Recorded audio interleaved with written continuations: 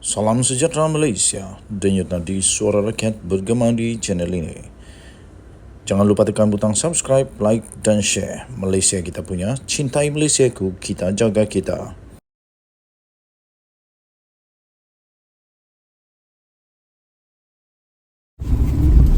Salam sejahtera Malaysia, denyut nadi suara rakyat bergema di channel ini.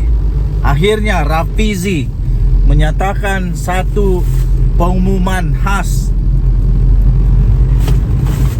pengumuman yang pasti dinantikan oleh seluruh rakyat Malaysia dan dinantikan apakah pendirian PH dalam perkara ini, kerana ini akan menentukan sama ada rakyat Malaysia masih percaya atau tidak kepada PH. Ternyata PH masih kekal utuh dengan pendiriannya bahawa keadilan patut ditegakkan dengan benar. Pakatan Harapan tak setuju Najib diberi pengampunan, kata Rafizi. Ini baru betul. Tak takut dengan mana-mana, sama ada seteru atau kawan atau seteru, salah tetap salah.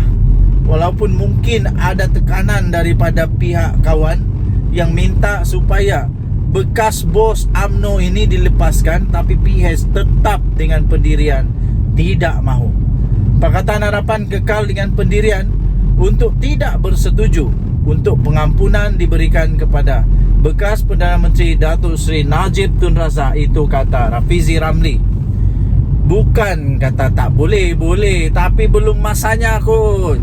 Terlalu awal. Lagipun memang prosedurnya begitu. Pertama, ikut giliran. Kedua, dia perlu dipenjarakan dulu untuk beberapa tempoh waktu, sehinggalah sampai masanya yang sesuai untuk dia direview semula, perlu atau tidak sudah, layak atau tidak belum layak untuk diberikan pengampunan.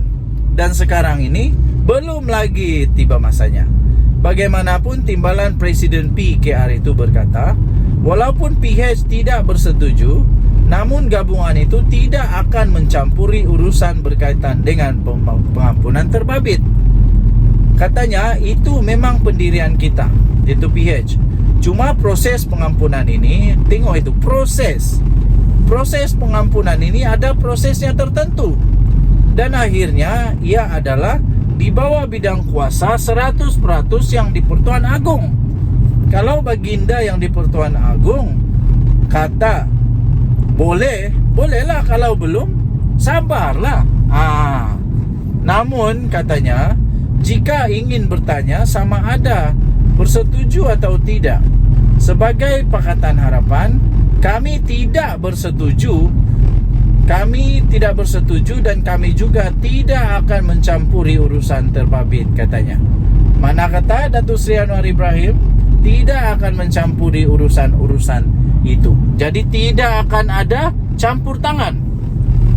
Beliau berkata demikian ketika ditemui selepas menghadiri satu program dinamakan Power Chat dalam pelancaran rasmi Konvensyen Usahawan Cina Sedunia ke-17 anjuran Dewan Perdagangan dan Perindustrian Cina Bersekutu Malaysia di sini pada hari ini.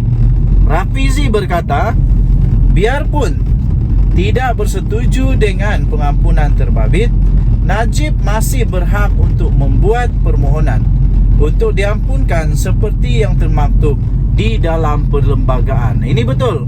Katanya, sama ada kita bersetuju atau sebaliknya, akhirnya ia adalah terpulang kepada mereka yang memiliki mandat untuk memberi pengampunan.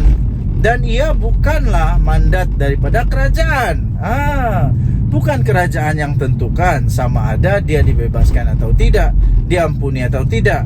Tetapi ada kuasa-kuasa yang telah pun diberikan kepada mereka yang diberikan mandat tersebut. Jadi tuan-tuan dan puan-puan, kerana itu sudahlah, berhentilah untuk menghentam Anwar yang kata Anwar campur tangan lah, sampai-sampai Syed Saddiq Syed Abdul Rahman membawa keluar muda daripada kerajaan perpaduan sebagai mungkin untuk tanda protes untuk pembebasan Zaid Hamidi. Kerana Anwar Ibrahim tak ada kena mengena pun dengan perkara itu. Anwar Ibrahim tak ada pun campur tangan dalam mana-mana keputusan yang dibuat oleh mahkamah. Jadi kerana itu hentikanlah perbuatan-perbuatan mengarut dan membuang masa ini. Datuk Seri Anwar Ibrahim pula tak payahlah nak layan sangat mereka yang minta penjelasan itu ini, sebab ada peguam AGC, bahagian peguam negara yang ada kuasa untuk menjawab. Jadi biarlah mereka yang menjawab. Datuk Seri Anwar Ibrahim lebih baik fokuslah kepada kerja, fokuslah kepada tanggungjawab sebagai Perdana Menteri untuk memajukan negara Malaysia, dan bukan untuk menjawab soalan-soalan yang boleh dijawab oleh AGC. Hanya membuang masa agaknya kalau dia terlalu fokus dengan perkara itu, sedangkan ada badan yang paling sesuai untuk menjawab perkara tersebut. Denyut nadi suara rakyat bergema di channel ini. Jangan lupa untuk tekan butang subscribe, like dan share. Jadi kerana itu ya tuan-tuan dan puan-puan yang dihormati sekalian, mari kita sama-sama menghormati keputusan-keputusan yang sudah pun dibuat, sudah pun diumumkan oleh pihak badan AGC ataupun Perundangan Negara Malaysia. Kerana itu semua hanya membuang masa sahaja jika terus-menerus menekan untuk minta penjelasan demi penjelasan, yang mana penjelasan itu sebenarnya tidaklah perlu untuk diberikan penjelasan kerana ada orang, ada kuasa, ada badan yang betul-betul lebih layak untuk memberikan penjelasan-penjelasan tersebut. Jadi kenapa perlu untuk Anwar Ibrahim bersusah payah untuk menjelaskan perkara tersebut, sedangkan tak perlu untuk dia jawab kerana ada badan yang sudah pun perlu jawab. Dalam kes Najib Razak ini, Najib Razak sudah dipenjarakan, kerana itu tak perlulah risau. Tak perlu risau rakyat Malaysia bahawa Najib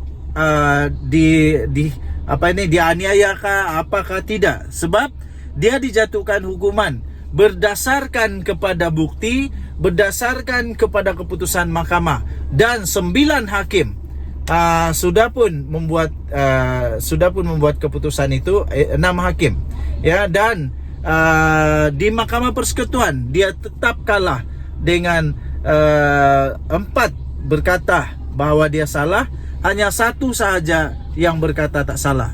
Kalah tetap kalah, salah tetap salah. Jangan kerana hanya dia pernah berjasa kepada Malaysia, maka dia pula dianggap tidak pernah buat salah walaupun salah.